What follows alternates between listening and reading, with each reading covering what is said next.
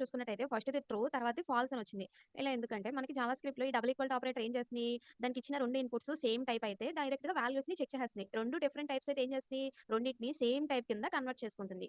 ఒక షార్ట్‌కట్ ఉంటుంది. ఏంటంటే మనకి ఇచ్చిన ఇన్‌పుట్స్‌లో ఏ ఒక్కటి నంబర్ అయినా ఇంకొక దాన్ని నంబర్ కింద కన్వర్ట్ చేసేస్తుంది. ఇక్కడ 0 అనేది నంబర్. కాబట్టి దీన్ని కూడా నంబర్ కింద కన్వర్ట్ చేస్తుంది.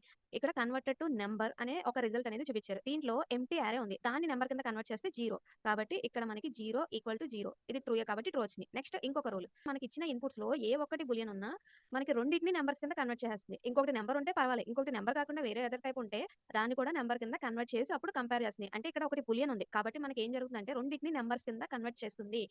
ఇప్పుడు యారేలో ఒక ఎలిమెంట్ ఉంటే సమ్ ఎలిమెంట్ ఉంది. దాన్ని నంబర్ కింద కన్వర్ట్ చేస్తే జస్ట్ ఆ వాల్యూ వస్తుందన్నమాట. అంటే ఇక్కడ మనకి యారే 5 ఉంది. దాన్ని నంబర్ కింద కన్వర్ట్ చేస్తే జస్ట్ నంబర్ 5. నెక్స్ట్ ట్రూ ఉంది. బూలియన్ వాల్యూ ట్రూ ఉంది. బూలియన్ వాల్యూ ట్రూ నంబర్ కింద కన్వర్ట్ చేస్తే 1. కాబట్టి 5 equal to 1. 5 not equal to 1 కాబట్టి ఫాల్స్ వచ్చింది.